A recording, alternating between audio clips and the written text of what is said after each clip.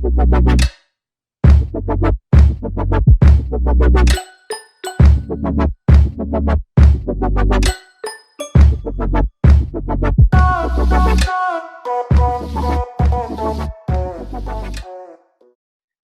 this is Pastor Jim Miller with Real Life, back again with more interviews out on the street, I guess you call it. Is that what this is, Bryan? Are you interviewing on the I guess, yeah, kind of like that.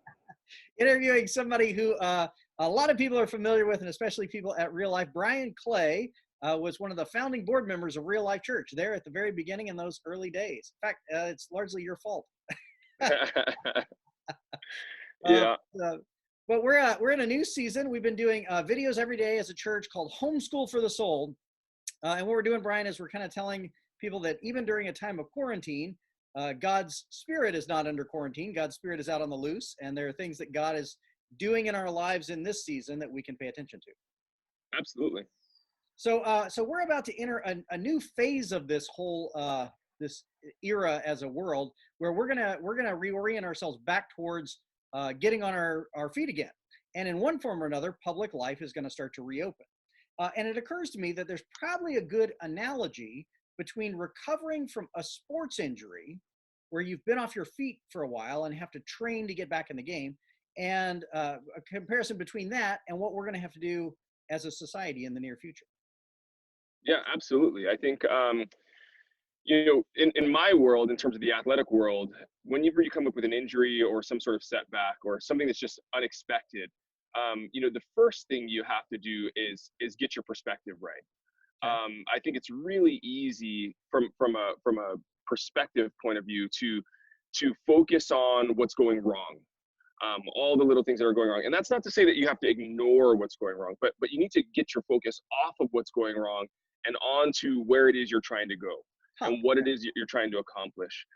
The reason why is because that allows you to create kind of a roadmap to that point.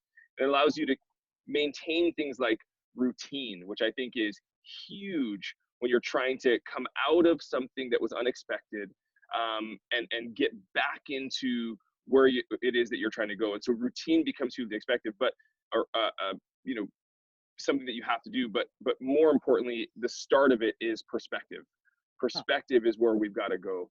And I think so often, when we come into times like we are now, where it's just not a part of the plan that we had, which I'm a planner, so I like to have plans, and God usually drops a grenade on those every single time. Right. So I'm getting good practice at this. Good. So I like what you're saying. You're saying that we have to have a vision of where we're going, and then you develop habits, which are like training. The habits are training to get you towards the vision of reorienting towards where you want to be. Absolutely. I think, when you, the first thing is the perspective, right? Once you have the perspective, then you're looking at things with a clear set of goggles, right? With a clear set of eyes. Once you do that, then knowing where you're going is pivotal, because that is what's going to determine that training plan, as you move forward. And so if you can kind of create a good perspective, understand where it is you're going, then you've got to sit down, you got to create this training plan. What I always tell people is routine becomes the easiest way to check the box and know that you're accomplishing each one of the steps that you need to accomplish in order to get to that goal. And that's what it is. I mean, when I think of a race, I always tell people a race is nothing more than putting one step in front of the other. I think sometimes we get, we start to focus on all the big things, like how fast did you do it and all that kind of stuff. But in the grand scheme of life, all we're required to do is put one foot in front of the other. And so you just want to make sure that's pointed in the right direction and keep putting one foot in front of the other. And we'll get there. We'll get to the goal or the end game that we're trying to get to. Okay. So let's talk nuts and bolts then. How do you think, as we reorient towards society, what kind of habits are you putting in place as a person? What kind of habits do you think we ought to put in place? Any advice here? I mean, everybody's speculating. Yeah. So here's what I would say. I would say, number one, I tend to look at times like this in terms of perspective as opportunity, right? So anytime something comes up, and don't get me wrong, like I have to remind myself of this. Sometimes my wife has to remind me because I forget. Sometimes my kids remind me because I forget. but I do try to look at times like this as opportunity, and there are opportunity for a lot of different things, and it'll determine based on what it is that you're going through and where you're going. It'll determine those things. But let's just take business for example. Okay. I see times like this where most businesses are back and they're panicking right now because their doors are about to close. Don't trust me, I get it. Like, we are a small business. Right. I've got 2 small businesses. We've had to apply for our PPP loans, and we've had to apply for disaster relief loans, and we didn't get them at first, and then we got them a little bit later. And I've got employees all across the country. We've got franchisees. I mean, they're shutting their doors. I mean, it's a crazy time, but rather than focus on that, I'm trying to focus on the opportunity. And this time in my businesses have given us an opportunity to slow down, to hone in on what we do well, and to do that even better, and to pour into those areas of our business even more. And of course, pay attention to a few of the other sides of things, but really to lock down who we are and what we're about. I truly believe if you look at these times, these setbacks as opportunity, that is the right perspective to kind of go into something like this. So once I got kind of that thought down and I got that perspective right in my head, the next step was for me was to figure out where we're trying to go. And for us as a business, we're just trying to reopen our doors and open stronger than we were when we had to shut down. And there's some strategic things we're trying to do there. But the first thing that started for me in that routine or that training plan was setting my alarm clock the night before. Okay. I tell that to people a lot in fitness, right? Like, the number one thing you've got to do is set your alarm clock the night before, because that preparation sets up the next day of routine and planning. So set your alarm clock, get up at a decent hour. If you know that you need to start every day with a devotional and coffee, then set your alarm clock early enough that you can get up before the kids, before your wife, or maybe before your husband, or if you do it together, fine, get up together, but give yourself the time to start your day correctly. Start your day with that quiet time, with that devotional, with the opportunity to get coffee, and just a little bit of that peace and quiet that you're looking for. I think once you kind of do that, then the next thing that you do is really depending on what your schedule looks like, but I would start setting calendar times. So start, selecting times on your calendar and start filling those times on your calendar with alarms and all those types of things, so that you're not having to go, what should I do today? It's already planned out. And so you start to set those things up so that, when you wake up in the morning, there is a plan and a guide for your day. And I'm not saying that you have to fill every second of every day with something. You definitely want to do, have some time and be spontaneous and do that.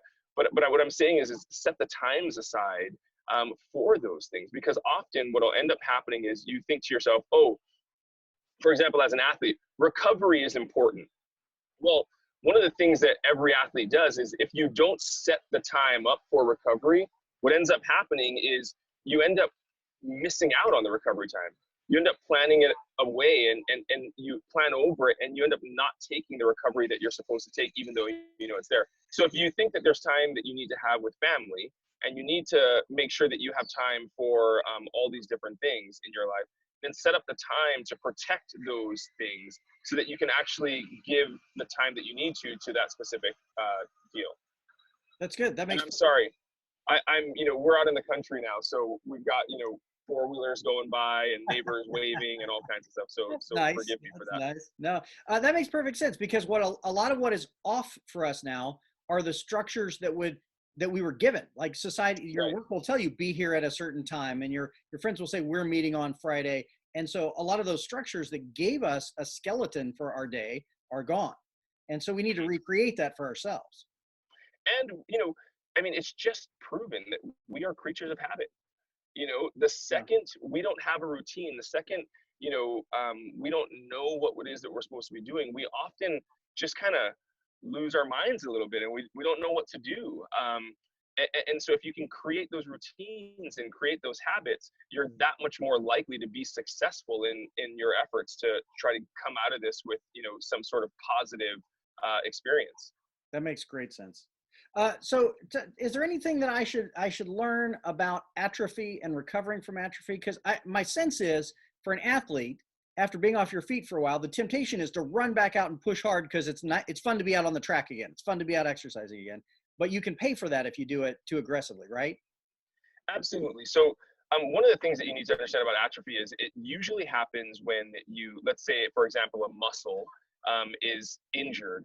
The first thing that we do when we have an injured muscle is people want to take time off and they want to rest the muscle. And so, if you look at this quarantine as kind of in a similar way, where we've taken time off, I think that's probably fine. I did the same thing. The first 2 weeks, it was like summer vacation. Woo! Everybody just kind of slept in and did all that kind of stuff.